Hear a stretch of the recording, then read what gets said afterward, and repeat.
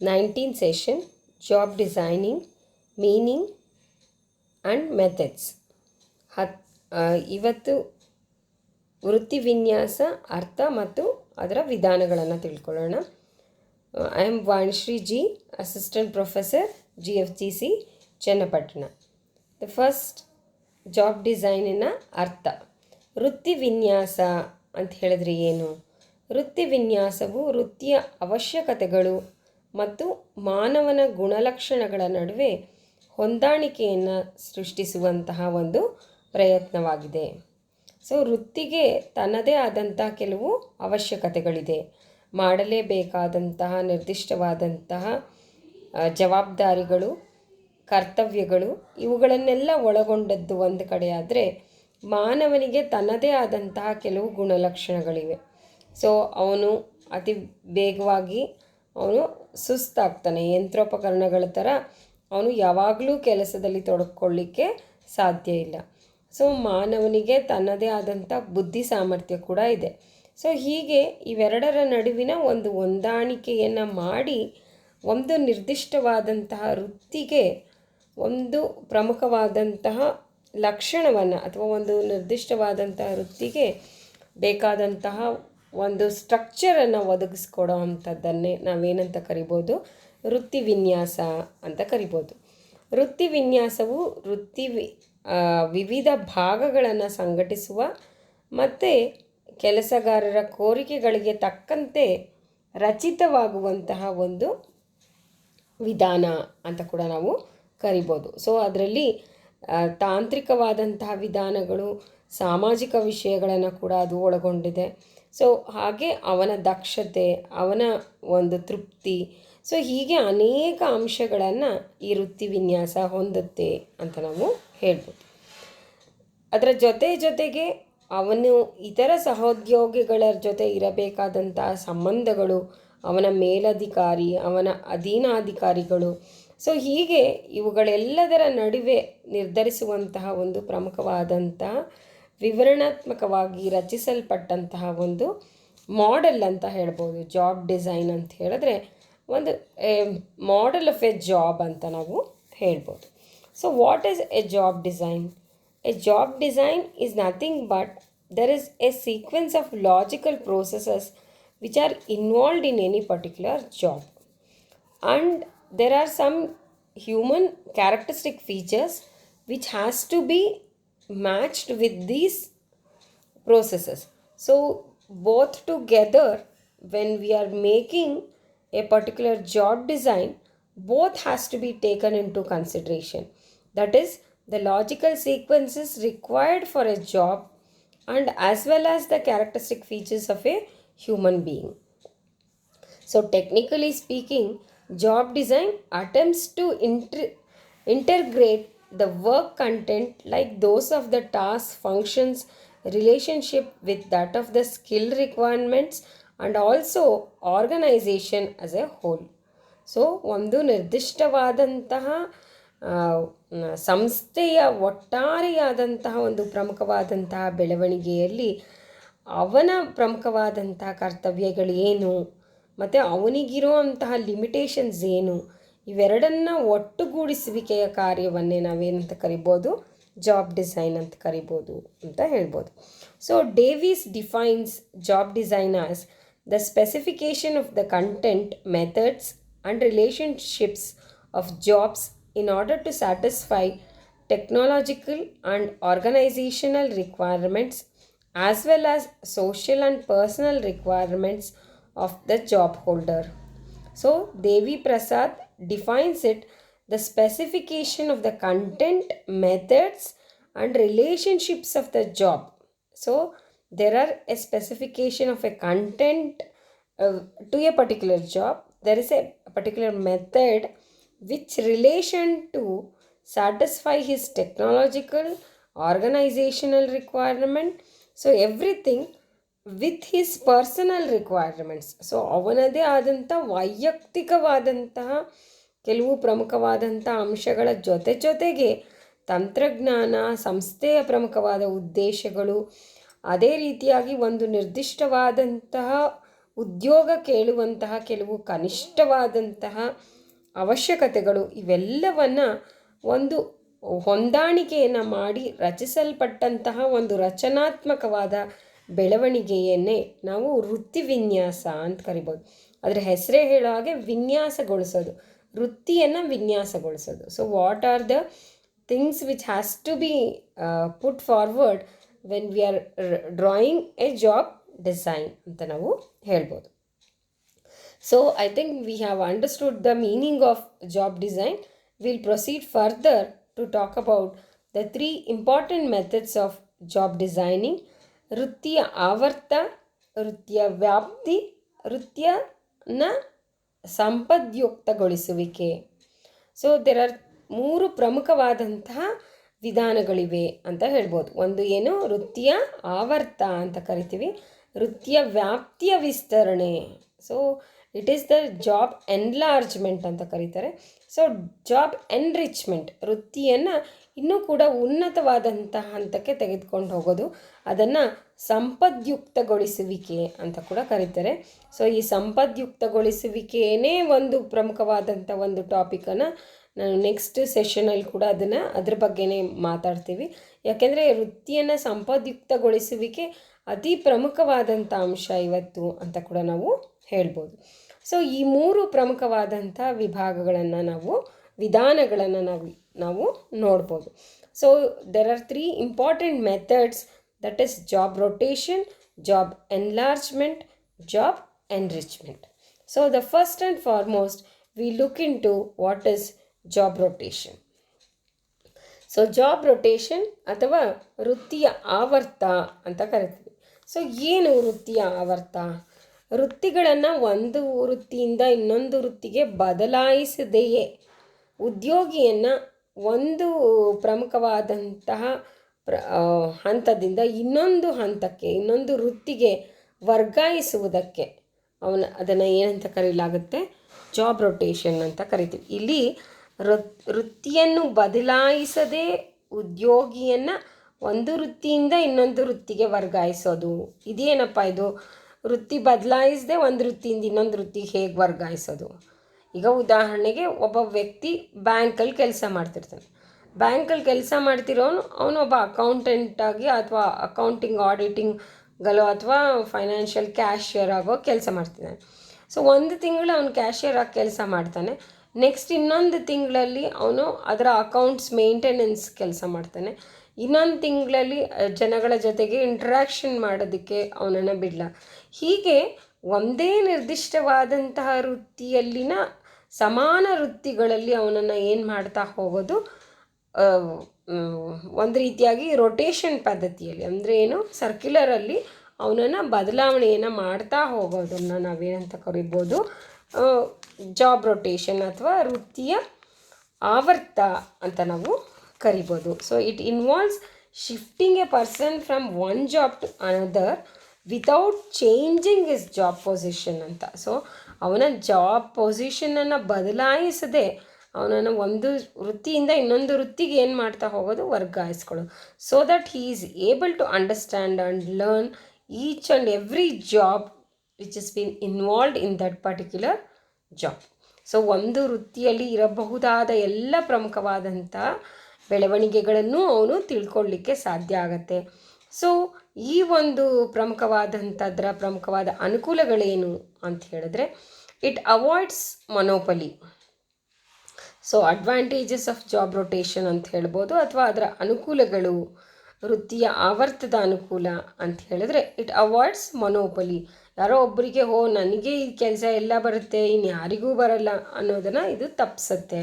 ಮತ್ತು ಕಷ್ಟದ ಪರಿಸ್ಥಿತಿಗಳಲ್ಲಿ ಏನಾಗುತ್ತೆ, ಅವನು ಯಾರೋ ಬರಲೇ ಇಲ್ಲ ಅಥವಾ ಅವನಿಗೆ ಯಾರಿಗೋ ತುಂಬ ಹುಷಾರಿಲ್ಲ, ಆ ಕೆಲಸ ಅಲ್ಲೇ ಪೆಂಡಿಂಗ್ ಆಗಿಬಿಡತ್ತೆ. ಅದ್ರ ಬದಲು ಎಲ್ಲನೂ ಗೊತ್ತಿದ್ದರೆ ಒಂದು ನಿರ್ದಿಷ್ಟವಾದಂಥ ವೃತ್ತಿಯ ಸಮಾನತೆಯಾದಂಥ ವೃತ್ತಿಗಳಲ್ಲಿ, ಸೊ ಅವನು ಕೂಡ, ಬೇರೆ ವ್ಯಕ್ತಿಯೂ ಕೂಡ ಅದನ್ನು ಏನು ಮಾಡ್ಬೋದು? ನಿರ್ವಹಿಸಲಿಕ್ಕೂ ಕೂಡ ಸಹಾಯಕ ಆಗುತ್ತೆ ಅಂತ ನಾವು ಹೇಳ್ಬೋದು. ಸೊ ಏಕಸೌಮ್ಯತ್ವವನ್ನು ಇದೇನು ಮಾಡುತ್ತೆ? ತಪ್ಪಿಸುತ್ತೆ ಅಂತ ನಾವು ಹೇಳ್ಬೋದು. It provides an opportunity for the broaden once knowledge. So because he is not sticking on to only one type and one particular type of job. So he is just moving around to learn all the different types. So his knowledge has been upgraded ಅಂತ ನಾವು ಹೇಳ್ಬೋದು. So ವೈವಿಧ್ಯತೆಯನ್ನು ಅನುಭವಿಸೋದ್ರಿಂದ, ವೈವಿಧ್ಯತೆಯನ್ನು ಪಡ್ಕೊಳ್ಳೋದ್ರಿಂದ ಇವನು ಎಲ್ಲ ವೃತ್ತಿಗಳ ಬಗ್ಗೆಯೂ ಕೂಡ ಹೆಚ್ಚು ಜ್ಞಾನವನ್ನು ಅವನೇನು ಪಡ್ಕೊಳ್ಬಲ್ಲ ಅಂತ ಹೇಳ್ಬೋದು. Avoiding fraudulent practices. ಸೊ ಎಲ್ಲೋ ಒಂದು ಕಡೆ ನಾವು ಒಂದೇ ಒಂಥರ ಮಾಡಿ ಮಾಡಿ ಮಾಡಿ ನಂಗೆ ಬೇಜಾರಾಗ್ಬಿಟ್ಟಿದೆ, ಬೇಸತ್ತೋಗಿದ್ಯಪ್ಪ ಒಂದೇ ಕೆಲಸ ಹೋಗಿ. ಸೊ ಆ ಬೇಸರಗೊಳ್ಳುವಿಕೆಯನ್ನು ಕೂಡ ಯಾವ್ದು ಕಡಿಮೆ ಮಾಡುತ್ತೆ, ಈ ಜಾಬ್ ರೊಟೇಷನ್ ಕಡಿಮೆ ಮಾಡುತ್ತೆ ಅಂತ ನಾವು ಹೇಳ್ಬೋದು. ಇನ್ನು ಜಾಬ್ ಎನ್ಲಾರ್ಜ್ಮೆಂಟ್. ಸೊ ಇದರದೇ ಆದಂಥ ಕೆಲವು ಪ್ರಮುಖವಾದಂಥ ಜಾಬ್ ರೊಟೇಷನನ್ನು ಡಿಸಡ್ವಾಂಟೇಜಸ್ ಕೂಡ ಹೇಳೋದಾದರೆ, ಈ ಜಾಬ್ ರೊಟೇಷನಲ್ಲಿ ಏನಾಗ್ತಾ ಹೋಗುತ್ತೆ ಅಂತ ಹೇಳಿದ್ರೆ, ಯಾವುದನ್ನೂ ಕೂಡ ಸ್ಪೆಷಲೈಸೇಷನನ್ನು ಪಡ್ಕೊಳ್ದೇ ಇರೋವಂಥ ಹಂತಕ್ಕೆ ಕೂಡ ಅವನು ಹೋಗ್ಬೋದು ಅಂತ ನಾವು ಹೇಳ್ಬೋದು. ಇನ್ನು job enlargement. So job enlargement ಅಂತ ಹೇಳಿದಾಗ ನಾವು ಏನು ಹೇಳ್ಬೋದು? So job enlargement involves combining various different activities that is horizontally been combined together and added up for the existing job, increasing the scope of the particular job. So ಒಂದು ನಿರ್ದಿಷ್ಟವಾದಂಥ ವೃತ್ತಿಯಲ್ಲಿ there are various activities are involved.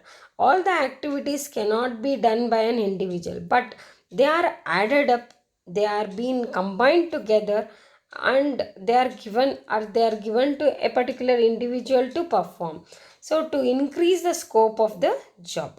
So ಒಂದಕ್ಕೊಂದು ಸಂಬಂಧವಿರುವಂತಹ ವಿವಿಧ ಕಾರ್ಯಗಳನ್ನು, ಸಮಾನಾಂತರವಾಗಿರುವಂತಹ ಕಾರ್ಯಗಳನ್ನು ಒಗ್ಗೂಡಿಸುವಿಕೆಯನ್ನು ಮಾಡಿಕೊಂಡು, ಒಗ್ಗೂಡುವಿಕೆಯ ಪೂರಕವಾಗಿ ಆ ವೃತ್ತಿಯ ವ್ಯಾಪ್ತಿಯನ್ನೇ ಹೆಚ್ಚಿಸ್ಕೊಳ್ತಾ ಬೆಳೆಯುವಂತಹ ಒಂದು ಪ್ರಮುಖವಾದಂತಹ ವಿಧಾನವೇ ಜಾಬ್ ಎನ್ಲಾರ್ಜ್ಮೆಂಟ್ ಅಥವಾ ವೃತ್ತಿಯನ್ನು ವಿಸ್ತರಿಸಿಕೊಳ್ಳುವಿಕೆ ಅಂತ ನಾವು ಕರಿಬೋದು. ಸೊ ಇನ್ನು ಈ ವೃತ್ತಿಯ ವಿಸ್ತರಣೆ ಅಥವಾ ವೃತ್ತಿಯ ವ್ಯಾಪ್ತಿಯ ವಿಸ್ತರಣೆ ಅಂತ ಹೇಳೋದು ಪ್ರಮುಖವಾಗಿ ನಾವು ಒಂದು ಉದಾಹರಣೆಯನ್ನು ಕೊಡೋದಾದರೆ, take for example teachers are been added up with so many activities. So they are been doing the valuation, the examination work, the census, see the population census, the children census, animal census. At last even we have not even left with the COVID data collection and following the patients. So all these things, that is they are related activities which are being involved in the public relations. So such activities are totally, it has been horizontal expansion of the job activities. Sometimes it looks like it is the overburdening the, increasing the job burden ಅಂತ ಕೂಡ ನಾವು ಹೇಳ್ಬೋದು. So this is about the job enlargement. So ಒಂದು ವೃತ್ತಿಯನ್ನು ವಿಸ್ತರಿಸ್ತಾ ಹೋಗುವಂಥದ್ದು ಅಂತ ನಾವು ಹೇಳ್ಬೋದು. ಇನ್ನು ಇದರ ಪ್ರಮುಖವಾದಂಥ ಅಡ್ವಾಂಟೇಜಸ್ ಏನು? ಸೊ ಬಹುಮುಖ ಪ್ರತಿಭೆಯನ್ನು ನಾವು ಕಾಣ್ಬೋದು. So there are varieties of skills can be developed. So that is one of the greater advantage ಅಂತ ನಾವು ಹೇಳ್ಬೋದು. Then it improves the earning capacities. So you can earn from the various activities you are involved if you are not a government employee. So because if you are a government employee, you are only paid for your particular job, not for the additional works what you are been doing. So then it is the wide range of activities. So you learn many things and you are doing many activities. So your scope is so vast. So you are not being just a shallow water, you will become a flowing water. You learn many things. So ಇವೆಲ್ಲನೂ ಒಂದು advantage. ವೈವಿಧ್ಯತೆಯ ಚಟುವಟಿಕೆಗಳನ್ನು ಕಲ್ತ್ಕೊಳ್ಳಿಕ್ಕೆ, ನಿನ್ನ ಗಳಿಕೆಯನ್ನು ಹೆಚ್ಚು ಮಾಡಿಕೊಳ್ಳಿಕ್ಕೆ, ನಿನ್ನ ಪ್ರತಿಭೆಯನ್ನು ಬೆಳೆಸ್ಕೋಬೋದು.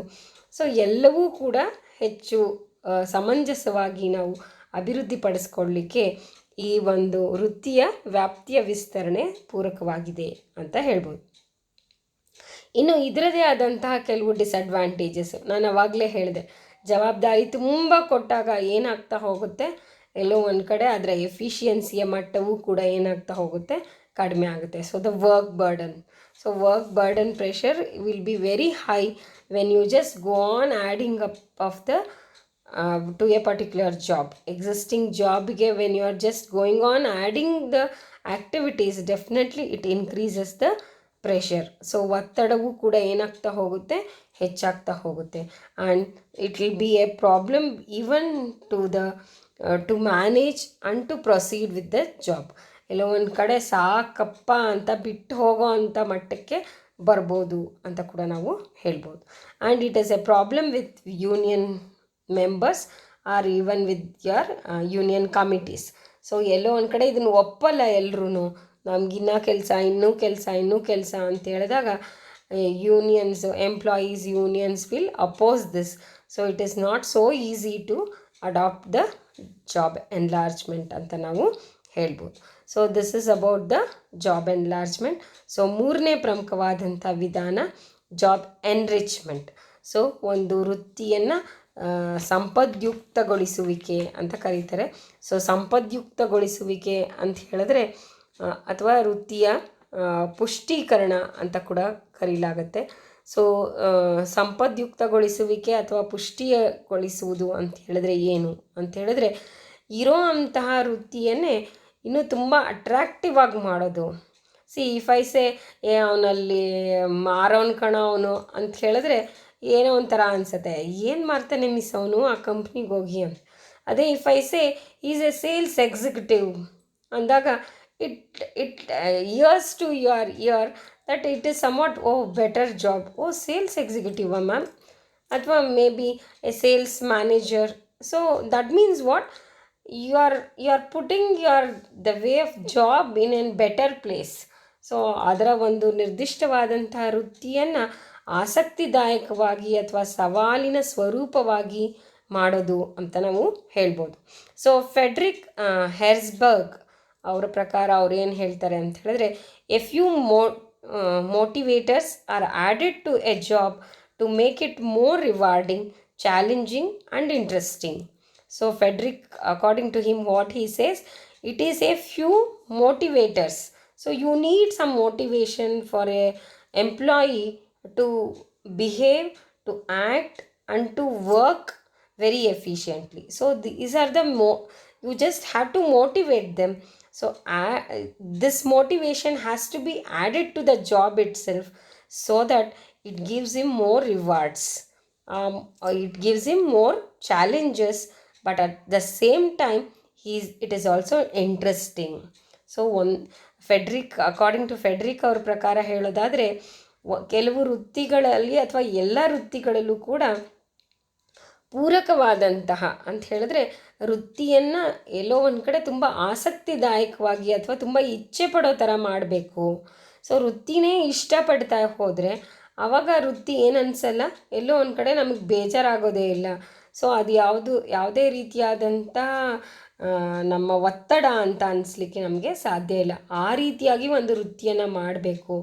ಆ ರೀತಿಯಾಗಿ ಅದರ ವೃತ್ತಿಯನ್ನು ಆಸಕ್ತಿದಾಯಕವಾಗಿ ಹೇಗೆ ಮಾಡ್ಬೋದು ಅಂತ ಹೇಳಿದ್ರೆ, ಅವನಿಗೆ ಹೆಚ್ಚು ರಿವಾರ್ಡನ್ನು ಕೊಡೋದ್ರಿಂದ ಇರ್ಬೋದು. ನೀನೇನೋ ಈ ಕೆಲಸ, ಈ ಟಾರ್ಗೆಟನ್ನು ಇಷ್ಟು ದಿನಕ್ಕೆ ಮುಗಿಸಿದ್ರೆ ನಿನಗಿಷ್ಟು ಪರ್ಸೆಂಟೇಜು, ಅಥವಾ ಕೆಲವು ಕಂಪ್ನಿಗಳು ಇವತ್ತು ಏನು ಮಾಡುತ್ತೆ ಅಂತ ಹೇಳಿದ್ರೆ, a share of their profits are been shared with their employees. So ಯಾಕೆ ಇದು ಮಾಡ್ತಿದೆ? Because the profit is earned by a particular employee.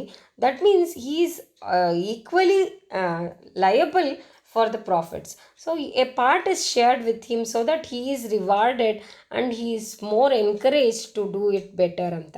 So ಆ ಥರ ಅವನಿಗೆ ಇನ್ನೂ ಹೆಚ್ಚಿನದಾದಂಥ ಆಸಕ್ತಿದಾಯಕವಾಗಿ ಮಾಡೋ ರೀತಿಯಲ್ಲಿ ನಾವು ಮಾಡಲಿಕ್ಕೆ ಸಾಧ್ಯ ಇದೆ, ರಿವಾರ್ಡ್ಗಳನ್ನು ಕೊಡೋದ್ರ ಮೂಲಕವಾಗಿ ಮತ್ತು ಚಾಲೆಂಜ್ ಮಾಡೋದ್ರ ಮೂಲಕವಾಗಿ. Can you do this, can we complete it? So ಈ ಥರದ ಪ್ರಮುಖವಾದಂಥದ್ದು. And more interesting also. So making it more interesting also. So ಈ ಎಲ್ಲ ಪ್ರಮುಖವಾದಂತಹ ಬೆಳವಣಿಗೆಗಳನ್ನು ನಾವೇನಂತ ಕರಿಬೋದು? ಜಾಬ್ ಎನ್ರಿಚ್ಮೆಂಟ್ ಅಥವಾ ವೃತ್ತಿಯ ಪುಷ್ಟೀಕರಣ ಅಥವಾ ವೃತ್ತಿಯ ಸಂಪದ್ಯುಕ್ತೀಕರಣ ಅಂತ, ಸಂಪದ್ಯುಕ್ತಗೊಳಿಸುವಿಕೆ ಅಂತ ಕೂಡ ನಾವು ಇದನ್ನು ಕರಿತೀವಿ. ಅದೇ ಥರ according to Herzberg, he says the motivating factors to an existing job to make it more interesting ಅಂತ ಹೇಳ್ತಾನೆ. ಸೊ ಮೋಟಿವೇಟಿಂಗ್ ಫ್ಯಾಕ್ಟರ್ಸ್, ಅನೇಕವಾದಂಥ ಮೋಟಿವೇಟಿಂಗ್ ಫ್ಯಾಕ್ಟರ್ಸ್ ಇದೆ. ನನಗೆಲ್ಲೋ ಸ್ವಲ್ಪ ಸ್ವತಂತ್ರ ಕೊಟ್ಟರೆ ಸಾಕು, ಅಯ್ಯೋ ನನಗೆ ಟೈಮಿಂಗ್ಸ್ ಅಪ್ಪ, ಒಂಚೂರು ಬಂದು ಹೋಗೋ ಟೈಮಿಂಗ್ಸಲ್ಲಿ ಒಂಚೂರು ಸ್ವತಂತ್ರ ಕೊಟ್ಬಿಟ್ರೆ ನಾನು ತುಂಬ ಚೆನ್ನಾಗಿ ಇವ್ರು ಹೇಳೋದೇನು, ಇವ್ರು ಹೇಳೋಕ್ಕೆ ಮುಂಚೆನೇ ಕೆಲಸ ಮುಗಿಸ್ಬಿಡ್ತೀನಿ. ಸೊ ಅಥವಾ ನನಗೇನೋ ಒಂಚೂರು ಮನೆಯಲ್ಲಿ ಒಂಚೂರು ಪ್ರಾಬ್ಲಮ್ ಇದೆ, ಇವತ್ತು ಒಂದಿನ ವಾರದಲ್ಲಿ ಈ ಒಂದಿನ ನನಗೆ ಬರೋಕ್ಕಾಗಲ್ಲಪ್ಪ, ಇನ್ನೆಲ್ಲ ದಿನ ನಾನು ಎಮ್ ಅಟ್ ರೆಗ್ಯುಲರ್.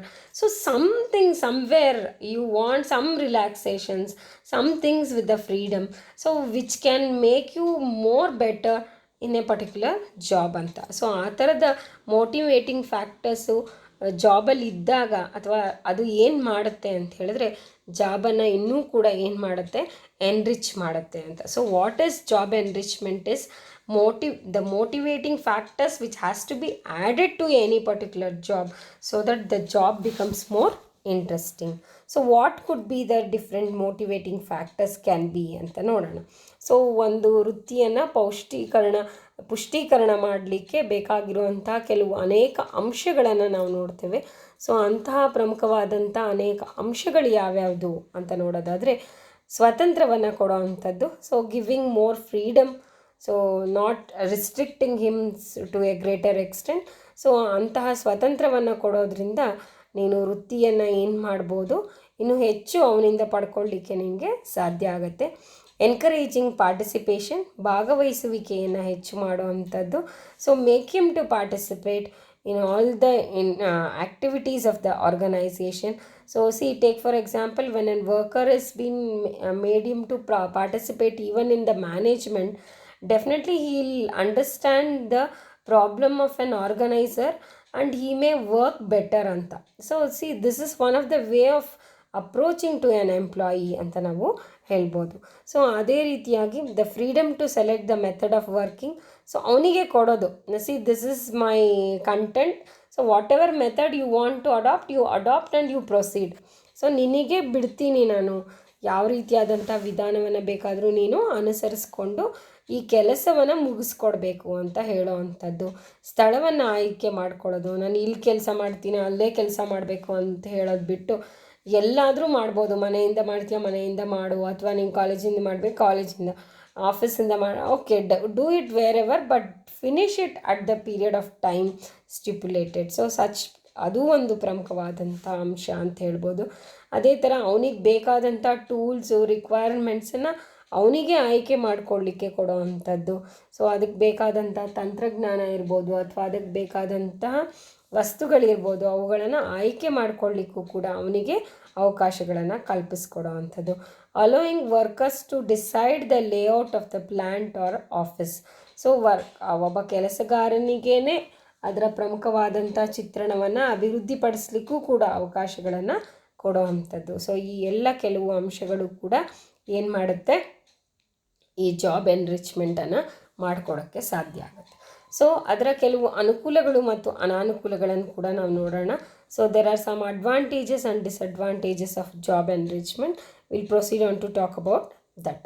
ಸೊ ವೃತ್ತಿಯ ಪುಷ್ಟೀಕರಣದ ಒಂದು ಪ್ರಮುಖವಾದಂತಹ ಅನುಕೂಲಗಳೇನು ಅಂತ ಹೇಳಿದ್ರೆ, it is interesting and challenging job. So ಒಂಥರ ಜಾಬನ್ನು ತುಂಬಾ ನಾವು when you are held with some of the factors which are being added to your job, definitely when there are boosters it becomes more challenging and more interesting ಅಂತ ಹೇಳ್ಬೋದು. It improves the decision making. So ನಿರ್ಧಾರಗಳನ್ನು ಹೆಚ್ಚು ತೆಗೆದುಕೊಳ್ಳಿಕ್ಕೆ ಕೂಡ ಅದು ಸಹಾಯಕವಾಗಿದೆ. It identifies the future managerial calibre. So ಅಲ್ಲಿ ಆ ರೀತಿಯಾಗಿ ಯಾರು ಕಾರ್ಯವನ್ನು ನಿರ್ವಹಿಸ್ತಾ ಹೋಗ್ತಾರೆ ಅವರನ್ನು ನಾವು ಗಮನಿಸ್ತಾ ಹೋದಾಗ ಅಲ್ಲಿರುವಂತಹ ಒಬ್ಬ ಆರ್ಗನೈಸರ್ನ ಗುಣಗಳನ್ನು ನಾವು ಗುರುತಿಸಲಿಕ್ಕೆ ಸಾಧ್ಯ ಆಗುತ್ತೆ, ಅಥವಾ ಮ್ಯಾನೇಜರ್ನ ಗುಣಗಳನ್ನು ಗುರುತಿಸಲಿಕ್ಕೆ ಕೂಡ ಸಾಧ್ಯ ಆಗುತ್ತೆ. Identifies the high order needs of the employees. So ಉತ್ತಮವಾದಂಥ ನೌಕರರನ್ನು ಆಯ್ಕೆ ಮಾಡಿಕೊಳ್ಳಿಕ್ಕೆ ಮತ್ತು ಅವನ ಅವಶ್ಯಕತೆಗಳು ಏನು ಅನ್ನೋದನ್ನು ತಿಳ್ಕೊಳ್ಳಿಕ್ಕೂ ಕೂಡ ಇದು ಸಹಾಯ ಮಾಡುತ್ತೆ. Reduce workload of the supervisors. So ಮೇಲಧಿಕಾರಿಗಳ ಕಾರ್ಯಗಳನ್ನು ಏನು ಮಾಡುತ್ತಿದ್ದು ಕಡಿಮೆಗೊಳಿಸುತ್ತೆ. ಯಾಕೆ ಅಂತ ಹೇಳಿದ್ರೆ ಕೆಳ ಹಂತದಲ್ಲೇ ಕಾರ್ಯವು ಅತಿ ಯಶಸ್ವಿಗೊಳಿಸೋದ್ರಿಂದ ಇದನ್ನು ಮೇಲಧಿಕಾರಿ ಇನ್ನೊಂದು ಸಾರಿ ಅದನ್ನು ಮಾಡಬೇಕಾದಂಥ ಅವಶ್ಯಕತೆಯೇ ಬರಲ್ಲ ಅಂತ ನಾವು ಹೇಳ್ಬೋದು. ಇನ್ನು ಇದರ ಕೆಲವು ಅನಾನುಕೂಲಗಳು, the disadvantages of job enrichment ಅಂತ ಹೇಳೋದಾದರೆ ಮಾಹಿತಿಯ ಕೊರತೆ ಅಂತ ಹೇಳ್ಬೋದು. Lack of a complete knowledge to take the decisions. ಎಲ್ಲೋ ಒಂದು ಕಡೆ ನನಗೆಲ್ಲ ಸ್ವತಂತ್ರ ಕೊಟ್ಟಿದ್ದಾರೆ, ಅದರ ಡಿಸಿಷನ್ ಮಾತ್ರ ನಂದಲ್ಲ, ಅದನ್ನ ಡಿಸಿಷನ್ನ ಇನ್ಯಾರೋ ಒಬ್ಬ ವ್ಯಕ್ತಿ ನನಗಿಂತ ಹೈಯರ್ ಅಫಿಷಿಯಲ್ ತೊಗೋತಾನೆ ಅಂದಾಗ ಎಲ್ಲೋ ಒಂದು ಕಡೆ ದಟ್ ಇಸ್ ಎಲ್ಲ ಕೊಟ್ಟು ಜುಟ್ಟು ಕೈಲಿ ಹಿಡ್ಕೊಂಡ್ರು ಅನ್ನೋ ಥರ ಆಗುತ್ತೆ. ಸೊ ಆ ಒಂದು ಪ್ರಮುಖವಾದಂಥ ನ್ಯೂನ್ಯತೆಯನ್ನು ನಾವು ಇದರಲ್ಲಿ ನೋಡ್ತೀವಿ ಅಂತ ಹೇಳ್ಬೋದು. ಇನ್ನು ಎರಡನೇದು, job enrichment has negative implications. So ಎಲ್ಲೋ ಒಂದು ಕಡೆ ವೃತ್ತಿಯನ್ನು ತುಂಬಾ ಪುಷ್ಟೀಕರಣ ಮಾಡೋ ಅಂಥ ಒಂದು ಪ್ರಕ್ರಿಯೆ ಅದರದೇ ಆದಂಥ ಕೆಲವು ನ್ಯೂನ್ಯತೆಗಳನ್ನು ಕೂಡ ಹೊಂದಿದೆ. ಈಗ ಉದಾಹರಣೆಗೆ, it may become more continuous pressure on an employee ಅಂತ ಕೂಡ ನಾವು ಹೇಳ್ಬೋದು. ಸೊ ಆ ಒಂದು ಧಾವಂತದಲ್ಲಿ it may lead to accidents. So ಈ ಥರದ ಕೆಲವು ಡ್ರಾಬ್ಯಾಕ್ಸ್ ಕೂಡ ನಾವು ನೋಡ್ಬೋದು. Superiors may feel that the power is being taken away from them. So ಎಲ್ಲೋ ಒಂದು ಕಡೆ ಉನ್ನತ ಮೇಲಧಿಕಾರಿಗಳು ತಮ್ಮ ಅಧಿಕಾರವಂದ ಹಂತವನ್ನು ಕಳ್ಕೊಂಡಿದ್ದೀವೇನೋ, ಅವನು ಯಾವಾಗ ಬೇಕೋ ಬರ್ಬೋದು, ಯಾರು ಕೇಳೋರಿಲ್ಲ, ಯಾರು ಹೇಳೋರಿಲ್ಲ, ನಿನಗೇನು ಕೆಲಸನೇ ಇಲ್ಲ ಅನ್ನೋ ಥರ ಆಗೋಗುತ್ತೆ ಮೇಲಧಿಕಾರಿಗೆ.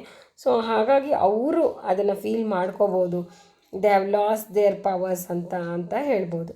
The method will only work in certain situations.